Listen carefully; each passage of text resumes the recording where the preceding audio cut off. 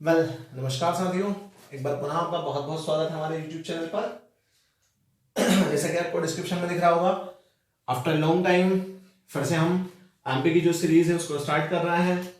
तो मैं मोस्टली जो इंपॉर्टेंट मध्य प्रदेश के पर्यटन स्थल हैं वो आपको पढ़ा चुका हूँ, जो मेंस के हिसाब से बहुत ज्यादा इंपॉर्टेंट होते हैं। कुछ पर्यटन स्थल बचे हैं तो मैं एक ही लेक्चर में ऑलमोस्ट फिनिश कर दूंगा। आने वाले जो पर्यटन स्थल हैं वो मतलब जो टूरिस्ट प्लेसेस हैं वो अभी हम स्टार्ट कर रहे हैं हमारा न्यू टॉपिक जो एमपीपीएससी मेंस प्लस प्रीलिम्स दोनों के हिसाब से बहुत ज्यादा इंपॉर्टेंट होता है। अदर कॉम्पिटिटिव एग्जामिनेशन जो एमपी के हैं उनके लिए तो इंपॉर्टेंट मध्य प्रदेश है ही, ठीक है, और काफी डेप्थ क्वेश्चन एमपी से हर कॉम्पिटिटिव एग्जामिनेशन में आते हैं, ये भी आप बहुत अच्छे तरीके से जानते हैं। लेकिन जनरली मैं प्रयास कर रहा हूं कि लेक्चर ऐसे हैं जिनमें आपको मेंस की आंसर राइटिंग की अप्रोच बहुत अच्छी मिल जाए, है ना। तो आज हम स्टार्ट करने वाले हैं नेशनल पार्क्स इन मध्य प्रदेश, ठीक है। हम किसके बारे में पढ़ने वाले हैं? मध्य प्रदेश में नेशनल पार्क के बारे में पढ़ने वाले हैं, मतलब कि राष्ट्रीय उद्यानों के बारे में पढ़ने वाले हैं, ठीक। देखिए ये जो टॉपिक है बहुत ही ज्यादा इंपॉर्टेंट है क्योंकि किससे जुड़ा हुआ है? एनवायरमेंट, ठीक है, एंड इकोलॉजी से जुड़ा हुआ टॉपिक है। Is that clear? तो बहुत ही ज्यादा इंपॉर्टेंट टॉपिक अपने आप में हो जाता है। मध्य प्रदेश का टॉपिक तो है ही, लेकिन मध्य प्रदेश में इस टॉपिक से जुड़ा हुआ टॉपिक है। और जिस तरीके से आज एनवायरमेंट की कंडीशन है, जिस तरीके से आज इकोसिस्टम की कंडीशन है, ठीक है, जिस तरीके से आज बायोडाइवर्सिटी की कंडीशन इस वर्ल्ड में है, कहीं ना कहीं ये टॉपिक अपने आप में बहुत ज्यादा रिलेवेंट टॉपिक हो जाता है, ठीक है। मतलब इसका जो सिग्निफिकेंस है अपने आप में बहुत ज्यादा बढ़ जाता है। व्हाई? मैं रीजन आपको बता चुका हूं। Is that clear? तो now let's start national parks in MP. तो सबसे इंपॉर्टेंट बात, the first question in front of us कि व्हाट इज नेशनल पार्क, ठीक है। कि नेशनल पार्क क्या होते हैं? Generally we have here three words, ठीक है, in environment and ecology. First is sanctuary, अभयारण्य, and the second one is national parks, राष्ट्रीय उद्यान, and the third one is biosphere reserves. Is that clear? There is three word very important, biosphere reserve, ठीक है, national park and centuries. तो सबसे important बात यहां पर क्या होता है, देखिए आप, हम पढ़ रहे हैं नेशनल पार्क को, तो पहले हम नेशनल पार्क को देखते हैं, बाकी जो दो वर्ड्स हमारे हैं वो हम आगे डिस्कस करेंगे, ठीक है। तो सबसे पहले हम नेशनल पार्क को समझते हैं कि नेशनल पार्क क्या होता है, कौन तय करता है कि it is a national park. ये भी एक इंपॉर्टेंट क्वेश्चन हमारे सामने रहेगा, है ना। तो आपको पता है कि मेरे एमपी की जो सीरीज होती है वो हिंदी इंग्लिश दोनों मीडियम के हिसाब से ही होती है।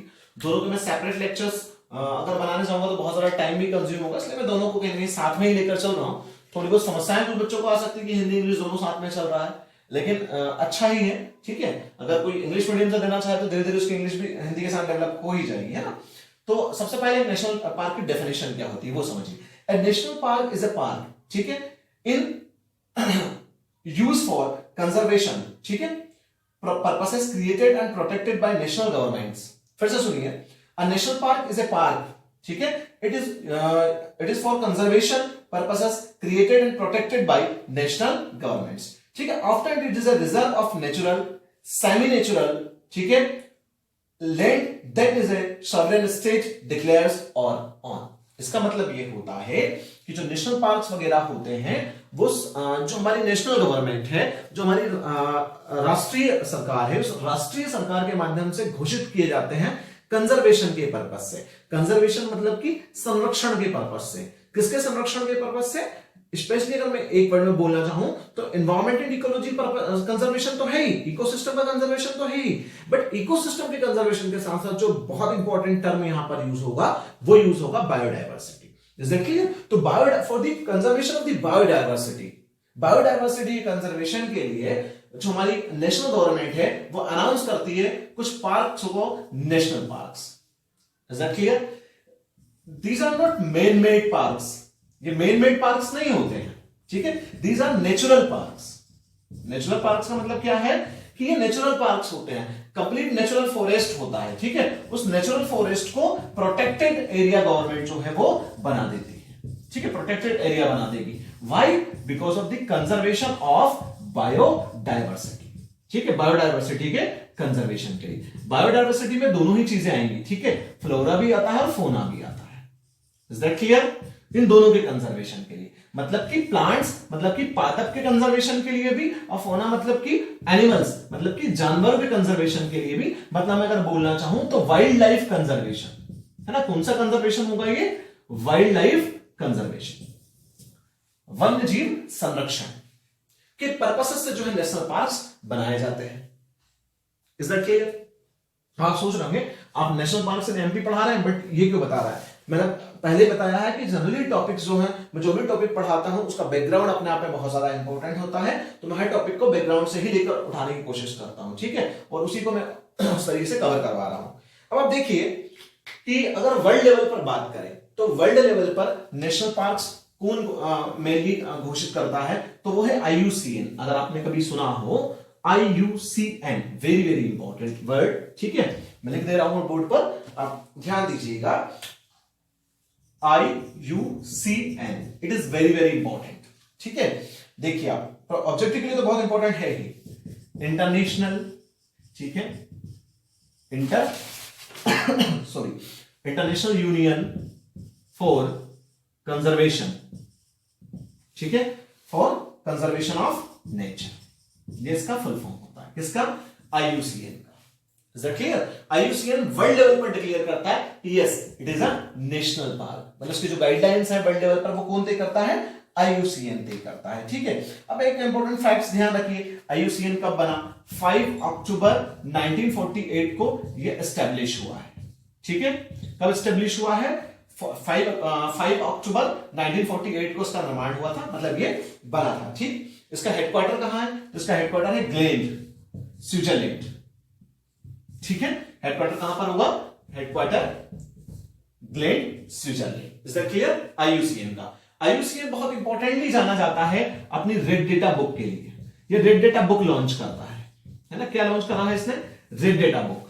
उस रेड डेटा बुक में रेड सिग्नल मतलब कि कहीं ना कहीं डेंजर, ठीक है, तो वो स्पीसीज मतलब वो जातियां, चाहे वो पादप जातियां हो, चाहे वो जानवरों की प्रजातियां हो, चाहे मतलब वाइल्ड लाइफ के मामले में, तो वाइल्ड लाइफ में जो स्पीसीज होती हैं, जो डेंजर जोन में जा चुकी स्पीसीज होती हैं, ठीक है, उन डेंजर जोन की स्पीसीज को ये रेड डेटा बुक में रख देता है, जिससे क्या होता है कि these species are in danger zone, ठीक है। तो डेंजर जोन का मतलब क्या है कि if a species in danger zone, ठीक है, तो it is very important that कि वी शुड कंजर्व, ठीक है, हमें कंजर्व करना चाहिए of this species.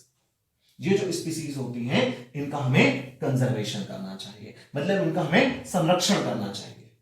If you will not conserve these species, ठीक है, they will destroy after some time. Is that clear? तो जो हमारी आने वाली जनरेशन है वो उनको देख ही नहीं पाएंगी, और आने वाली जनरेशन में देख पाएंगे, दूसरी बात क्या डिस्टर्ब होगा? इकोसिस्टम डिस्टर्ब हो जाएगा। पारिस्थितिक तंत्र जो होता है, जो इकोसिस्टम होता है, जो बायोडायवर्सिटी होती है, वो डिस्टर्ब होगी। Is that clear? तो उसको मेंटेन करने के लिए इट इज इंपॉर्टेंट कि जो जितनी भी वाइल्ड लाइफ है वो वाइल्ड लाइफ कंजर्व रहे, क्योंकि ह्यूमन इंटरफेयर इतना ज्यादा बढ़ गया है, ह्यूमन इंटरफेयर इतना ज्यादा वाइल्ड लाइफ में हो चुका है कि कहीं ना कहीं वाइल्ड लाइफ के ऊपर आज भी जो है खतरा मंडरा रहा है। कई सारी स्पीसीज जो है धीरे धीरे विलुप्त हो चुकी है, कुछ स्पीसीज विलुप्त होने की कगार पर पहुंच चुकी हैं। तो ये सिग्नल देता है अपने रेड डेटा बुक के थ्रू, ठीक है, कि these species are in danger zone, please conserve these species. और गवर्नमेंट्स को हिंट मिल जाती है वहां से, कोई भी नेशन है, उस नेशन में अगर कोई स्पीसीज डेंजर जोन में है तो कहीं ना कहीं हेल्प मिलती है, किससे? रेड डेटा बुक से, कि ये स्पीसीज है वो रेड जोन में है, मतलब कि डेंजर जोन में है, इसको हमें कंजर्व करना है। Is that clear? तो IUCN का काम क्या है ये आपको समझ में आया होगा, ठीक है, और आपको यहां से हमारा काम क्या है वो भी समझ में आ रहा होगा, ठीक है। It is important to conserve wildlife. Wildlife को कंजर्व करना बहुत ही ज्यादा इंपॉर्टेंट आज के टाइम पर हो चुका है, ठीक है। अगर हमने उसको कंजर्व नहीं किया तो कहीं इकोसिस्टम बहुत बिगड़ेगा और उसका जो रिजल्ट है वो कहीं ना कहीं बहुत ही ज्यादा बेकार हो सकता है। अब देखिए आगे, अब इंडिया ने अपने लेवल पर क्या किया, कैसे नेशनल पार्क का कंसेप्ट आया। 1972 में हमारे यहां पर वाइल्ड लाइफ कंजर्वेशन एक्ट आता है, वाइल्ड लाइफ कंजर्वेशन, ठीक है, वाइल्ड लाइफ कंजर्वेशन एक्ट कब आता है हमारे यहां पर? 1972 में।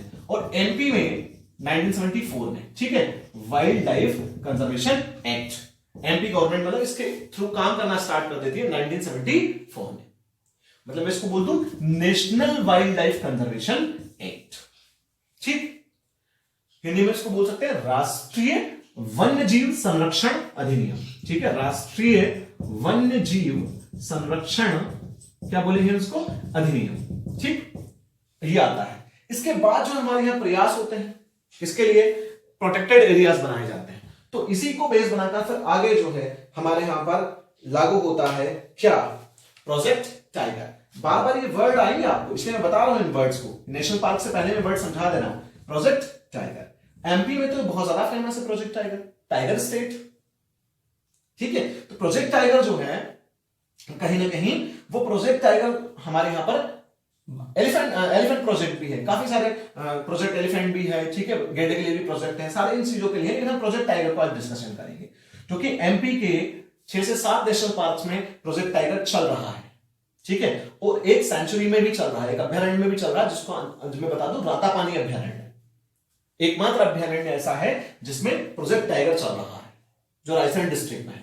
तो प्रोजेक्ट टाइगर क्या है, हम पहले वो देखते हैं। प्रोजेक्ट टाइगर में कह सकता हूं इट इज ए प्लान, ठीक है, फॉर कंजर्विंग, ठीक है, फॉर कंजर्विंग ऑफ टाइगर्स, ठीक। क्योंकि आईयूसीएन की जो रेड डेटा बुक है, उस रेड डेटा बुक में जो टाइगर है, ठीक है, वो इन डेंजर जोन में है।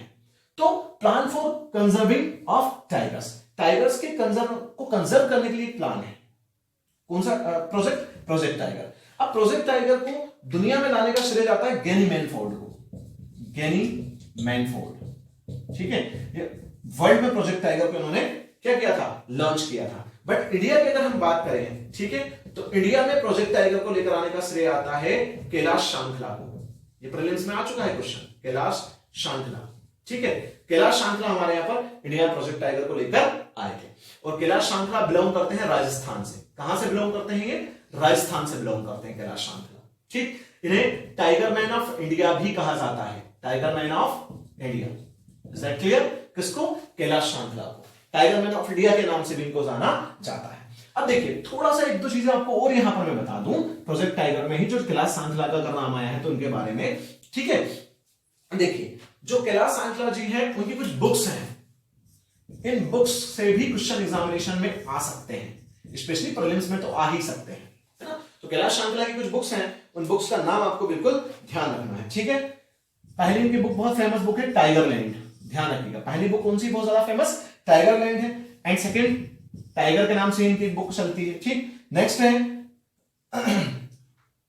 Sorry return of the tiger, ठीक है, return of the tiger, the story of Indian tiger, very famous, ये बुक इनकी बहुत फेमस है, the story of Indian tiger, ठीक, वेरी इंपॉर्टेंट। तो ये 4 बुक्स हैं, आप ध्यान रखिएगा, ये सबसे ज्यादा इंपॉर्टेंट बुक इनकी हो जाती है, the story of Indian tiger. तो हमने किसके बारे में रीड कर लिया, कैलाश शांखला के बारे में, और प्रोजेक्ट टाइगर के बारे में थोड़ा सा आपको बता चुका हूं, क्योंकि प्रोजेक्ट टाइगर आगे वर्ड आएगा जो आपको बार बार रिपीट होगा, इसलिए बहुत ज्यादा इंपॉर्टेंट वर्ड है, इसलिए मैंने यहां पर आपको समझाया है, ठीक। और अभी 29 जुलाई, मतलब 1-2 महीने पहले ही, 2 महीने होने वाले लगभग, 29 जुलाई को कौन सा दिवस होता है, बाघ दिवस, ध्यान रहे, ठीक है। 29 जुलाई को कौन सा दिवस मनाते हैं, बाघ दिवस मनाते हैं, इज दैट क्लियर। तो ये मेन कुछ बातें थी वो मैंने आपको बताई है। अब इसमें एक और टर्म आया है, उस एक और टर्म को हम थोड़ा सा समझ लेते हैं, ठीक है। वो एक और टर्म कौन सा था हमारा, बायोडाइवर्सिटी। मैं थोड़ा सा बायोडाइवर्सिटी को समझा दूं, फिर हम इसमें आगे बढ़ते हैं, फिर हम एमपी के नेशनल पार्क में पहला नेशनल पार्क स्टडी करते हैं, बायोडाइवर्सिटी, ठीक है। डाइवर्सिटी का मतलब होता है विभिन्नता, इज दैट क्लियर। तो अगर आप देखेंगे, कहीं भी आप फ्लोरा देखेंगे, कहीं भी आप फौना देखेंगे, तो इन दोनों में क्या मिलेगा आपको, इन दोनों में आपको डाइवर्सिटी देखने के लिए मिलेगी। जंगलों में जब अगर आप जाएंगे तो इन दोनों में आपको डाइवर्सिटी देखने के लिए, विभिन्नताएं, मतलब अलग अलग फौना में अगर आप देखेंगे तो डिफरेंट एनिमल्स मिलेंगे आपको, ठीक है। एक जैसे एनिमल्स तो रहेंगे, डिफरेंट एनिमल्स मिलेंगे, मतलब डिफरेंट स्पीसीज मिलेंगी उनकी, ठीक है। यहां पर भी आपको ऐसा ही होगा, प्लांट्स की डिफरेंट स्पीसीज मिलेंगी, मतलब कि बहुत सारी अलग अलग जो है जातियां इनकी मिलेंगी आपको। तो यही तो बायोडाइवर्सिटी है।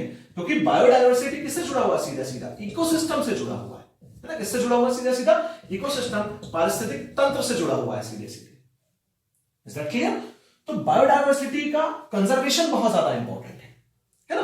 तो आगे इसमें नेशनल पार्क वर्ड आएगा बायोडायवर्सिटी में, देखिए। तो इन सब चीजों को बचाने के लिए मतलब बायोडायवर्सिटी का कंजर्वेशन बहुत ज्यादा इंपॉर्टेंट हो जाता है। तो कंजर्वेशन ऑफ बायोडायवर्सिटी, अब बायोडायवर्सिटी का कंजर्वेशन कितने तरीके से होता है ये बहुत ज्यादा इंपॉर्टेंट रहेगा। तो कंजर्वेशन ऑफ बायोडायवर्सिटी क्वेश्चन आ चुका है मेंस के एग्जामिनेशन में भी। तो कंजर्वेशन ऑफ बायोडायवर्सिटी में अगर आप देखेंगे तो दो चीजें बहुत इंपॉर्टेंट है, एक होता है एक्स सीटू कंजर्वेशन, ठीक है, और एक होता है इन सीटू कंजर्वेशन है। एक कौन सा है? एक्स सीटू कंजर्वेशन, एक इन सीटू कंजर्वेशन, मतलब बहिस्थानीय संरक्षण, इसको हम बोलते हैं बहिस्थानीय संरक्षण, इसको हम बोलते हैं स्वस्थानीय संरक्षण, ठीक है, मतलब कि स्वयं के स्थान पर। बहिस्थानीय मतलब मेन मेड प्लेसेस पर जो स्पीसीज है उनका संरक्षण कर देना, जैसे कि जू, ठीक है, जो चिड़ियाघर वगैरह होते हैं वहां, बॉटनिकल गार्डन्स, ठीक है, बॉटनिकल गार्डन्स मतलब जैसे इंदौर में चिड़ियाघर है वहां पर हम पिंजरे के अंदर रखते हो, मेन मेड है। बॉटनिकल गार्डन्स मतलब वानस्पतिक उद्यान, जैसे कलकत्ता में जो हमारा वानस्पतिक उद्यान है, नेशनल बॉटनिकल गार्डन कहां पर है? लखनऊ, वो मेन मेड है। तो जो मेन मेड है जहां पर मेन बनाकर उनका संरक्षण कर रहा है, ठीक है, और जैसे जीन बैंक जहां पर जीन्स का संरक्षण किया जा रहा है आजकल, जीन बैंक्स वगैरह, इन जगहों को हम किसके अंदर रखते हैं? एक्स सीटू कंजर्वेशन के अंतर्गत रखते हैं। लेकिन स्वस्थानीय मतलब उन्हीं की जगह पर उनका कंजर्वेशन करना, मतलब उनके नेचुरल प्लेसेस पर उनका कंजर्वेशन करना, ठीक है, उसको हम क्या बोलते हैं? In situ conservation. इसके अंदर कौन आते हैं? इसके अंदर आता है नेशनल पार्क, ठीक है, नेशनल पार्क, इसके अंदर आता है बायोस्फीयर रिजर्व, इसके अंदर आती है सेंचुरीज मतलब अभ्यारण्य, ठीक है, ये सब इसके अंतर्गत आते हैं। तो हम नेशनल पार्क को पढ़ रहे हैं तो बायोडायवर्सिटी टर्म बहुत ज्यादा इंपॉर्टेंट हमारे लिए है, इसलिए मैंने आपको ये चीज बताई है। क्योंकि अब हम इसको पूरा जब लंबा पढ़ेंगे तो कहेंगे ज्योग्राफी का पोर्शन भी है, जब इसको पूरा लंबा डिस्कशन करेंगे तो आप देखेंगे आगे कि वर्ड्स आपको बार बार आएंगे। अब लेकिन ये वर्ड्स आपको क्लियर है तो मेरे ख्याल से अब इन वर्ड्स में आपको आगे चलकर कोई प्रॉब्लम नहीं है। चलिए अब स्टार्ट करते हैं एमपी का फर्स्ट नेशनल पार्क। तो सबसे पहला एमपी का नेशनल पार्क जब हम पढ़ेंगे तो आपको पता है बहुत अच्छे से कि पहला नेशनल पार्क हम कहां से स्टार्ट करते हैं और कौन सा नेशनल पार्क सबसे पहले हम पढ़ेंगे एमपी में, वो है कान्हा किसली नेशनल पार्क, ठीक है। कौन सा नेशनल पार्क स्टडी करेंगे सबसे पहले हम? Kanha Kisli national park. तो कान्हा किसली, ठीक है, नेशनल पार्क, बहुत इंपॉर्टेंट, ठीक है, बहुत बढ़िया जगह भी जिसे हम बोलते हैं वो है कान्हा किसली नेशनल पार्क। पढ़ते हैं इसके बारे में।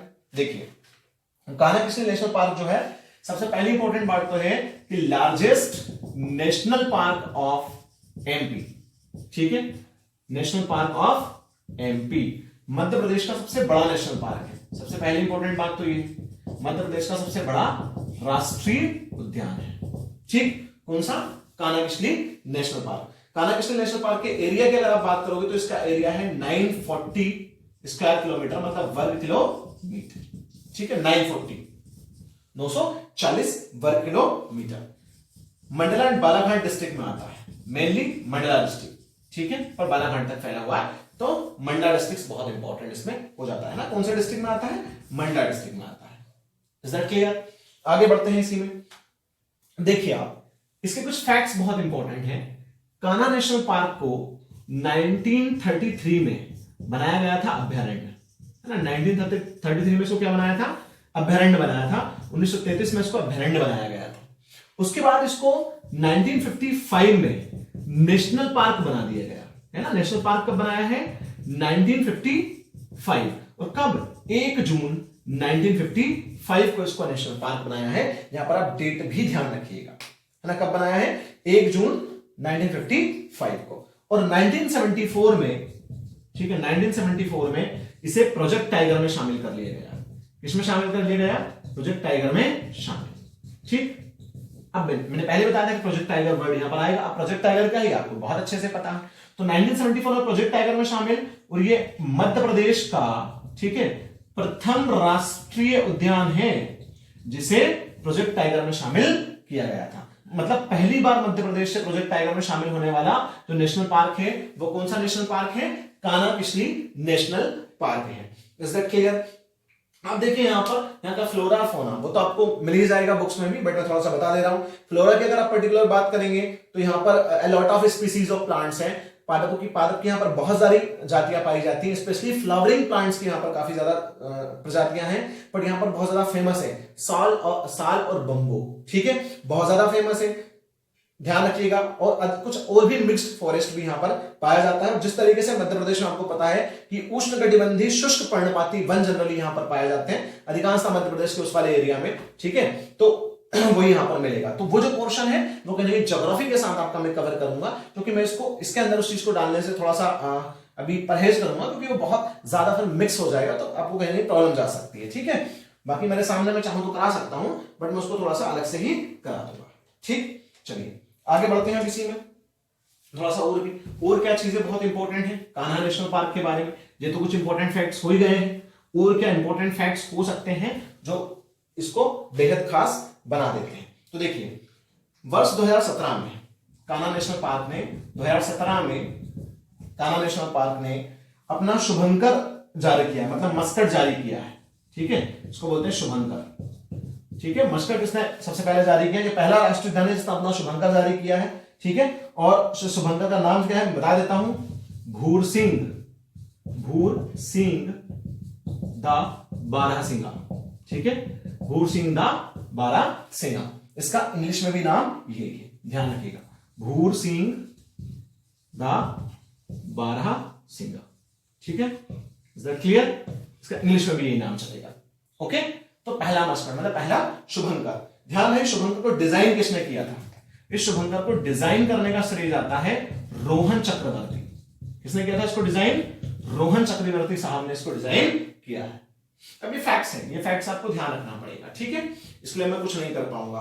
देखिए, यहां पर दो घाटी बहुत ज्यादा फेमस है, एक तो हालो घाटी, ठीक है, और एक बंजर घाटी। ध्यान रहे, इंग्लिश में भी इनके नाम यही है, हालो वैली और बंजर वैली, है ना। इंग्लिश लिखना चाहते तो लिख लीजिएगा, हालो वैली और बंजर वैली यहां पर बहुत ज्यादा फेमस है। ठीक, और इन दोनों की अपनी कुछ विशेषताएं होती हैं। ठीक है, और इन दोनों घाटियों, ये दोनों घाटियां जो है इस पूरे नेशनल पार्क के अंदर पाई जाती हैं। नेक्स्ट इंपॉर्टेंट बात यह है कि जो बंजर घाटी है उसका वर्णन ब्राडेर लेखक हैं जिन्होंने अपनी बुक में भी किया है। ठीक है, ब्राडेर की जो बुक है उसमें कहीं ना कहीं आपको इसका वर्णन देखने के लिए मिलेगा। उस बुक का नाम क्या है? Wild animals. ठीक है, wild animals in central India, wild animals in central India. Is that clear? Halon घाटी और बंजर घाटी का वर्णन ब्राडेर की book wild animals in central India में भी देखने के लिए हमें मिलता है।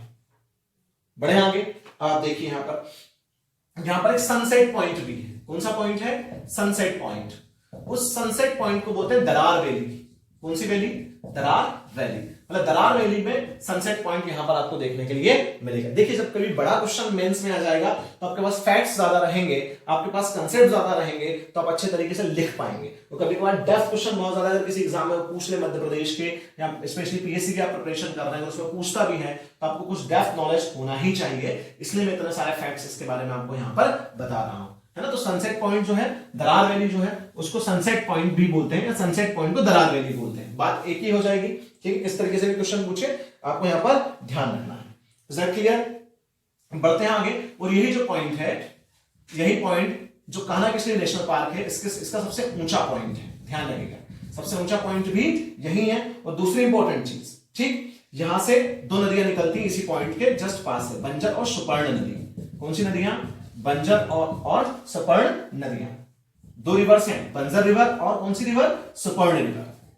बढ़ते हैं आगे, ध्यान रखिएगा, सनसेट पॉइंट, ठीक है, दरार वैली, एंड सबसे ऊंचा पॉइंट भी यही है, बंजर और सुपर्ण जो रिवर्स हैं वो यहीं से निकलते हैं, उनका राइज यहीं से होता है, उनका उद्गम यहीं से होता है। अब कान्हा किसली नेशनल पार्क से एक जनजाति रिलेटेड है जो यहाँ पर निवास करती है, बेगा जनजाति, बहुत बहुत ज्यादा फेमस। कौन सी जनजाति? बेगा जनजाति। बेगा ट्राइब्स का एरिया ये पड़ता है। हालांकि जनजाति मैं अलग से पढ़ाऊंगा आपको, लेकिन यहाँ पर ध्यान रखिएगा, कौन सी जनजाति?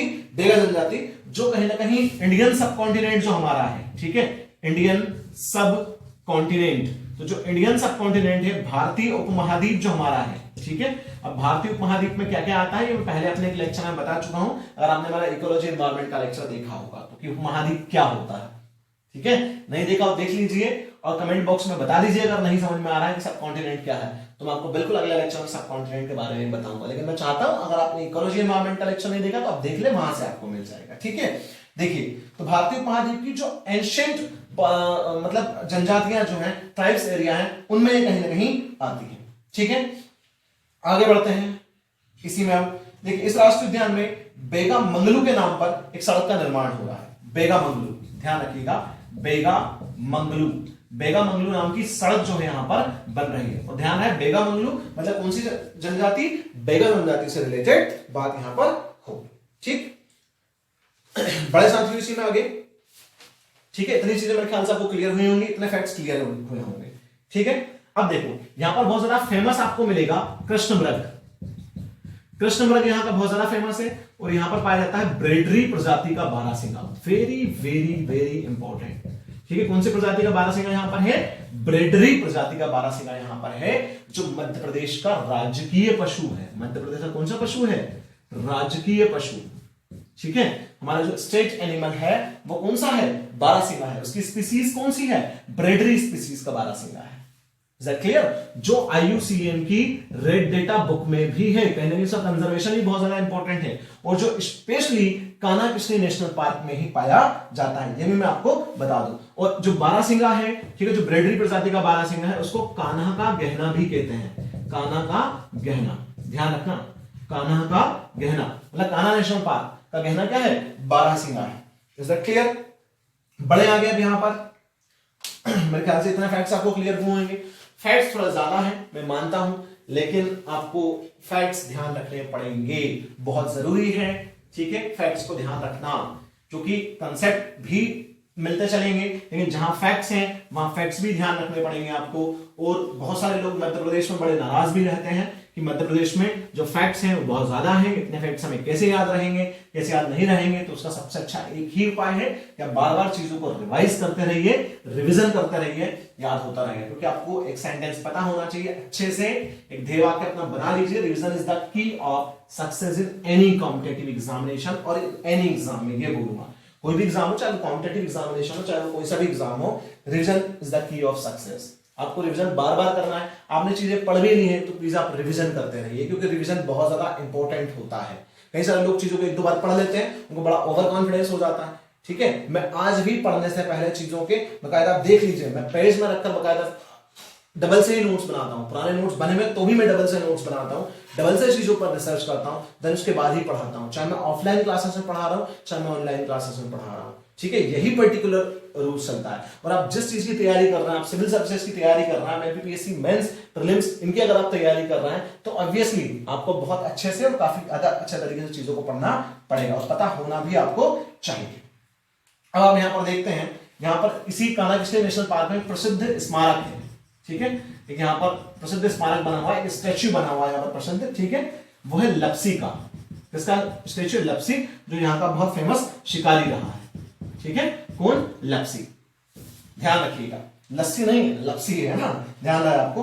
ठीक, और ये मध्य प्रदेश का ऐसा नेशनल पार्क है जहां पर हवाई पट्टी है ना, जहां पर क्या है, हवाई पट्टी भी आपको देखने के लिए मिलेगी इस नेशनल पार्क में। ठीक है, नेक्स्ट इंपॉर्टेंट बात यह है कि जो कान्हा नेशनल पार्क है, कान्हा नेशनल पार्क से अगर आप देखेंगे तो खैर मेरे ख्याल से 2018 की बात है, तो शायद अब ना आए, लेकिन फिर मैं बता दे रहा हूं कि 2018 में इस राष्ट्रीय उद्यान से कुछ बाघ जो हैं ओडिशा के सतकोशिया टाइगर रिजर्व और नौरादेही अभयारण्य जो सागर में है, उसमें यहां से जो है ट्रांसफर किए गए थे। Is that clear? 2018 में कहां ट्रांसफर किए गए थे कुछ बाघों को? Satkosia tiger reserve Odisha and Nauradehi sanctuary in Sagar district. Clear है? तो मेरे ख्याल से इतने फैक्ट्स आपको कान्हा के किसली के बारे में क्लियर हो गए होंगे। ठीक है, आप कभी जाए घूमने कान्हा किसली, अभी तो नहीं जा पाएंगे बिकॉज ऑफ दी कोरोना, लेकिन अगर कभी जाते हैं तो आपको बिल्कुल वहां पर ये सब चीजें देखने के लिए मिलेंगी। काफी ज्यादा फेमस और बहुत ज्यादा अच्छी जगह है कान्हा किसली। ठीक, चलिए बढ़ते हैं हम आगे। नेक्स्ट हमारा जो नेशनल पार्क है वो हमारा नेशनल पार्क है बांधवगढ़ नेशनल पार्क, सेकंड। ठीक है, सेकंड कौन सा नेशनल पार्क है? बांधवगढ़। ठीक है, नेशनल पार्क। तो बांधवगढ़ नेशनल पार्क के बारे में हम थोड़ा सा देख लेते हैं। बांधवगढ़ नेशनल पार्क बहुत ज्यादा फेमस नेशनल पार्क है। ठीक है, बाघों के लिए तो बहुत ही ज्यादा फेमस नेशनल पार्क है बांधवगढ़। ठीक है, किसके लिए? बाघ के लिए। ध्यान रहे, बता देता है, लोकेटेड इन उमरिया डिस्ट्रिक्ट। कौन सा डिस्ट्रिक्ट में आता है? उमरिया डिस्ट्रिक्ट, ठीक है, इन एमपी। एमपी के कौन से डिस्ट्रिक्ट में स्थित है? उमरिया डिस्ट्रिक्ट में ये स्थित है, ठीक है। डिक्लेयर्ड नेशनल पार्क, ध्यान रहे, declared national park. National park कब डिक्लेयर किया इसे? डिक्लेयर्ड नेशनल पार्क इन 1968, 1968 में इसे नेशनल पार्क डिक्लेयर किया गया था, ठीक है। एंड डिक्लेयर्ड टाइगर रिजर्व, ठीक है, टाइगर रिजर्व इसको डिक्लेयर किया गया इन 1993। कुछ जगहों पर आपको 1994 भी मिल सकता है, बट जनरली डेटा 1993 आपको देखने के लिए मिलेगा। मध्य प्रदेश में फैक्ट्स के मामले में, सन के मामले में थोड़ा विरोधाभास कभी कभार देखने के लिए आपको जरूर मिलेगा, बट जहां तक मेरा अनुमान है 1993 यहां पर ज्यादा सही आपको जो है मिलेगा। बढ़ते हैं आगे साथियों इसी में। अब देखिए, जो ये नेशनल पार्क है, ये नेशनल पार्क 32 पहाड़ियों से घिरा हुआ है ना? कितनी पहाड़ियों से घिरा हुआ है? 32 पहाड़ियों से घिरा है, ठीक है। इसका सराउंडेड, ठीक है, सराउंडेड बाय 32 हिल्स, ठीक है, 32 पहाड़ियों से घिरा हुआ है। Is that clear? 32 पहाड़ियों से घिरा हुआ एकमात्र नेशनल पार्क यही है, बांधवगढ़ नेशनल पार्क। यहां से क्वेश्चन आया भी एग्जामिनेशन में कि उनमें से कौन सा नेशनल पार्क जो है 32 पहाड़ियों से घिरा हुआ नेशनल पार्क है। यहां पर एक नदी है, बहुत फेमस नदी है, चरणगंगा नदी। ध्यान रहे, यहां से एक नदी निकलती है, कौन सी नदी? चरणगंगा नदी यहां से निकलती है। इसके बाद नेक्स्ट इंपॉर्टेंट बात, ये बहुत ज्यादा फेमस है, ठीक है, क्यों? क्योंकि यहां पर जो बाघों का घनत्व है, बाघ घनत्व सर्वाधिक संपूर्ण भारत में, क्या संपूर्ण एशिया में यहां पर लगभग जो है बाघ घनत्व सर्वाधिक पाया जाता है, ठीक है। पर 8 स्क्वायर किलोमीटर पर, यहां पर 8 स्क्वायर किलोमीटर पर यहां पर एक बाघ आपको देखने के लिए मिल सकता है। मतलब कि बाघ घनत्व बहुत ज्यादा होना, मतलब कि पास पास बाघों का होना, ठीक है। मतलब बाघ यहां पर पास पास निवास करते हैं। जैसे हमने पॉपुलेशन डेंसिटी सुनी होगी ना, ठीक है। पॉपुलेशन डेंसिटी में क्या होता है कि पर्टिकुलर 1 स्क्वायर किलोमीटर में कितने लोग निवास कर रहे हैं, इस तरीके से। तो यहां पर 8 स्क्वायर किलोमीटर पर एक बाघ आपको देखने के लिए मिल जाएगा। मतलब यहां पर बाघों की जो डेंसिटी है वो काफी ज्यादा मात्रा में आपको देखने के लिए मिलेगी। ये जो नेशनल पार्क है मध्य प्रदेश का, ये नेशनल पार्क 2 जानवरों के लिए बहुत ज्यादा फेमस है। एक तो बंगाल टाइगर, ठीक है, यहाँ पर बंगाल टाइगर का कंजर्वेशन किया जा रहा है, और यहाँ पर एलिफेंट कंजर्वेशन भी किया जा रहा है। एलिफेंट कंजर्वेशन के हिसाब से भी इसको जो है तैयार किया जा रहा है। ध्यान रखें, बंगाल टाइगर, ठीक है, बंगाल टाइगर के लिए बहुत ज्यादा फेमस है। और यहाँ पर जो है एलिफेंट कंजर्वेशन, मतलब कि हम बात करें हाथी संरक्षण भी यहां पर किया जा रहा है, ठीक। अब टाइगर की अगर हम बात करें तो टाइगर में एक टाइगर का नेम मोहन टाइगर, टाइगर का नेम क्या था? मोहन। उसके लिए बहुत ज्यादा फेमस है क्योंकि यह मोहन कौन सा टाइगर था? White tiger. मतलब कि ये जो नेशनल पार्क है, ये नेशनल पार्क व्हाइट टाइगर, सफेद शेरों के लिए भी बहुत ज्यादा फेमस है। और यहां पर पहला सफेद शेर जो मिला था वो कौन सा था? मोहन था, ठीक है। इस शेर को जो है किसने ढूंढा था तो मैं बता देता हूं, महाराजा, ठीक है, नोट करते जाइएगा चीजों को आप, महाराजा मार्तंड, ठीक, सिंह ऑफ रीवा। कहां के? महाराजा रीवा के। Maharaja Martand Singh of Rewa captured first white tiger, captured, ठीक है, फर्स्ट व्हाइट टाइगर, ठीक है। उसका नेम क्या था? मोहन था। उस टाइगर का नेम उन्होंने क्या दिया था? मोहन दिया था। ध्यान रहे, मतलब महाराजा मार्तंड सिंह जो रीवा के उस समय राजा थे, उन्होंने सबसे पहले यहां पर एक सफेद शेर को पकड़ा। वो मतलब सफेद शेर को सबसे पहले उन्होंने देखा, वो कौन सा सफेद शेर था? मोहन। इन 1951 कब देखा था उन्होंने? 1951 में उन्होंने इसको देखा था। 1951 में उन्होंने इसको देखा था। हाँ, एक और चीज इंपॉर्टेंट चीज बताना भूल गया, 716 स्क्वायर किलोमीटर जो है कहीं ना कहीं इसका क्या मिलेगा आपको? एरिया मिलेगा। मतलब 716 वर्ग किलोमीटर इसका जो है एरिया आपको, क्षेत्र जो फल जो है देखने के लिए मिलेगा। Is that clear? किसका? बांधवगढ़ नेशनल पार्क का। बांधवगढ़ नेशनल पार्क सफेद शेर, भालू, सांभर, नीलगाय, तेंदुआ, सब ये सब चीजें वहां पर पाई जाती है। अ लॉट ऑफ टाइप की स्पीसीज वहां पर पाई जाती है, प्लांट्स की भी, ठीक है। जनरली डेसिडियस फॉरेस्ट वहां पर आपको देखने के लिए मिलेगा। उष्णकटिबंधीय पर्णपाती वन वहां पर आपको देखने के लिए कुछ मिलेंगे, ठीक है। तो ये जो है मैं पहले ही बोल चुका हूं कि ज्योग्राफी के लेक्चर में हम इनको कवर करेंगे। ये लेक्चर्स भी ज्योग्राफी के ही कहीं ना कहीं चल रहे हैं, लेकिन ये इसके अंदर हम जो है उसको कवर ना करते हुए थोड़ी थोड़ी उसकी बात करते हुए उसको अलग से ही पूरा कवर करेंगे तो कवर हो जाएगा, ठीक है। चलिए देखते हैं आगे। नेक्स्ट इंपॉर्टेंट बात, इसी नेशनल पार्क में, है ना, दो नाम बहुत ज्यादा फेमस है। ठीक, दो नाम कौन कौन से बता देता हूं, पहले आप सुनिए, इसी के साथ में कवर हो जाएगा। यहां पर एक पॉइंट है चार्जर पॉइंट। कौन सा पॉइंट? चार्जर पॉइंट, बहुत ज्यादा famous point charger point. Charger point क्यों है? क्योंकि यहां पर दो, एक बाघ है, नर बाघ मतलब मेल टाइगर, ठीक है, उसका जो नाम है वो चार्जर है, वो बहुत ज्यादा फेमस है यहां पर। ठीक, और एक मादा बाघ है, फीमेल टाइगर भी है, उसका नाम है यहां पर सीता। ठीक, तो चार्जर और सीता दोनों बहुत ज्यादा फेमस यहाँ के जो है बाघ और बाघिन है। ध्यान रहे, ये जो बाघिन है सीता, वो और चार्जर जो नर बाघ है वो बहुत ज्यादा फेमस है। इन्हीं के नाम पर जो है यहाँ पर एक चार्जर पॉइंट भी बना दिया गया है। और एक और बहुत इंपॉर्टेंट बात, जो फीमेल यहां पर टाइगर थी, जो सीता है, वो बता देता हूं मैं आपको, नेशनल ज्योग्राफिक, ठीक है, मैगजीन, नेशनल ज्योग्राफी का मैगजीन का जो कवर है, ठीक है, उस कवर पेज पर जो है इसका जो है फोटो दिया गया था। ठीक, इज दैट क्लियर? बढ़ते हैं आगे। एक बार जो नेशनल ज्योग्राफिक मैगजीन का जो कवर पेज है उस पर भी ये जो बाघ है सीता, इसका फोटो आपको देखने के लिए मिलेगा। ठीक, क्लियर है इतनी बात? बढ़ते हैं आगे। यहां से थोड़ा सा आपको लग रहा होगा कितने फैक्ट्स हम क्या करेंगे, लेकिन धीरे धीरे आप पढ़ेंगे तो आपको फैक्ट्स याद हो जाएंगे, है ना। अब नेक्स्ट इंपॉर्टेंट बात यह है कि यहां पर सर्वाधिक बाघ घनत्व है, इसीलिए इसकी तुलना जो है, थोड़ा सा वो बता दूं, रणथंभौर नेशनल पार्क। कौन सा national park? Ranthambore national park, Rajasthan से इसकी तुलना की जाती है।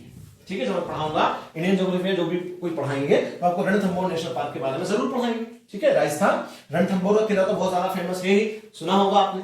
रणथंभौर फोर्ट जो है, थोड़ी बहुत हिस्ट्री कभी पढ़ी हो तो वहां पर आता है रणथंभौर फोर्ट, बहुत ज्यादा फेमस फोर्ट, बहुत ज्यादा सुरक्षित किला जो है राजस्थान में। दो किले बहुत ज्यादा फेमस किले हैं, रणथंभौर का किला और चित्तौड़गढ़ का किला, बहुत ज्यादा फेमस किले हैं राजस्थान के। ठीक, तो इतनी चीजें मेरे ख्याल से आपको क्लियर हुई होंगी, चार्जर पॉइंट कहां है, क्या है। अब लास्ट इंपॉर्टेंट बात यह है कि बांधवगढ़ नेशनल पार्क को 3 जोन में बांट दिया गया है। ध्यान है, वो जोन में बता दे रहा हूं, वहां से क्वेश्चन अभी तक नहीं आया है, बट आ गया तो क्या कर रहे, ठीक है, इसलिए आपको पता होना चाहिए। आंसर राइटिंग में भी काम आ सकता है जब कोई बड़ा क्वेश्चन यहाँ पर आता है तो। ठीक है, बांधवगढ़ नेशनल पार्क को क्लासिफाइड किया गया है, मतलब इसको वर्गीकृत किया गया इन 3 जोन्स। कितने जोन्स में? 3 जोन्स में इसको क्लासिफाइड करते हैं, वर्गीकृत करते हैं। 3 जोन्स में इसको बांट दिया गया है, डिवाइडेड इन 3 जोन्स, मतलब 3 क्षेत्रों में इसको बांटा जाता है। फर्स्ट है ताला, ठीक है, फर्स्ट क्षेत्र कौन सा है? ताला है। ठीक, सेकंड क्षेत्र जो यहां पर है वो है मगधी, ठीक, और थर्ड यहां पर जो है वो है खितौली, है ना। थर्ड यहां पर क्या है? वो है खितौली है। तो ध्यान रहे इन तीनों का नाम आपको, इसमें इसका ये बहुत ज्यादा इंपॉर्टेंट हो जाता है। क्यों? क्योंकि मैं इसमें लिखूं रिचेस्ट जोन, ठीक है, इन टर्म्स ऑफ बायोडाइवर्सिटी। यहां पर काफी ज्यादा बायोडाइवर्सिटी इस एरिया में आपको देखने के लिए मिलेगी। मेनली टाइगर्स भी यहां पर काफी ज्यादा आपको देखने के लिए मिलेंगे, क्योंकि कोर रीजन वाला क्षेत्र है। मैंने आपको पढ़ाया था एक लेक्चर में, आपको याद हो तो 3 क्षेत्र पढ़ाए थे, संक्रमणशील क्षेत्र, बफर जोन और कोर क्षेत्र या कोर रीजन पढ़ाए थे मैंने। आप देखिएगा, जब मैंने मध्य प्रदेश का इससे पहले वाले जो लेक्चर्स लिए हैं उन्हें पढ़ाया है मैंने। तो 3 क्षेत्रों में 3 जोन्स में इसको डिवाइड किया गया है, ताला में, मगधी में और खितौली में। ठीक, ये दोनों जनरल हैं, इनके बारे में डिटेल्स आपको पढ़ने की जरूरत है नहीं। जिसके भी बारे में डिटेल्स पढ़ने की बहुत ज्यादा इंपॉर्टेंट जरूरत थी वो मैं आपको बता चुका हूं। Is that clear? अब आप एक और चीज लास्ट में ध्यान रखिएगा, बहुत इंपॉर्टेंट फैक्ट, री इंट्रोडक्शन, ठीक है, ऑफ गोर का जो री इंट्रोडक्शन है वो इस नेशनल पार्क में किया जा रहा है, मतलब पुनर्वास। किसका पुनर्वास? गोर पक्षी का पुनर्वास यहां पर किया जा रहा है। उसके पुनर्वास की योजना यहां पर जो है वो चल रही है। ठीक, आई होप आपको इतनी चीजें क्लियर हो गई होंगी, दोनों नेशनल पार्क आपको क्लियर हुए होंगे, है ना। तो मेन चीजें ध्यान रखिएगा दोनों नेशनल पार्क के बारे में। मैंने आपको क्या क्या पढ़ाया है फिर से मैं आपको बता देता हूं, उसको मैं रिपीट नहीं करूंगा, ठीक है, क्योंकि बेवजह रिपीट करने से कोई मतलब यहां पर नहीं है, क्योंकि ऑनलाइन क्लास है, यूट्यूब पर रहेगी, तो आप बिल्कुल लेक्चर में पीछे जाकर उसको देख भी सकते हैं। तो मेरे ख्याल से रिपीट करने की जरूरत यहां पर नहीं है। क्या क्या पढ़ाया है फिर से सुन लीजिए। सबसे पहले हमने देखा है व्हाट इज नेशनल पार्क, ठीक है, व्हाट इज बायोडाइवर्सिटी, बायोडाइवर्सिटी क्या है, जैव विविधता क्या है, जैव विविधता में दो तरीके से कंजर्वेशन किया जा सकता है, उसका संरक्षण किया जा सकता है, संरक्षण क्यों जरूरी है बायोडाइवर्सिटी का, वो भी हमने थोड़ा बहुत कहीं ना कहीं देखा है ना। और हमने दो नेशनल पार्क यहां पर पढ़े हैं मध्य प्रदेश के, कान्हा नेशनल पार्क और बांधवगढ़ नेशनल पार्क। ठीक, अब जब अगला लेक्चर होगा तो मैं कोशिश करूंगा कि उस अगले एक ही लेक्चर में ऑलमोस्ट जितने नेशनल पार्क मध्य प्रदेश के बचे हैं उनकी मेन बातें, उनके मेन फैक्ट्स, ये सारी चीजें मैं आपके सामने एक ही लेक्चर में कंप्लीट कर दूं। मिलते हैं अगले लेक्चर में साथियों, ठीक है, तब तक के लिए पढ़ते रहिए, एंजॉय करते रहिए, बी क्रिएटिव, ठीक है, रेगुलर विथ योर स्टडीज, ठीक, be confident, have a nice day, thank you so much.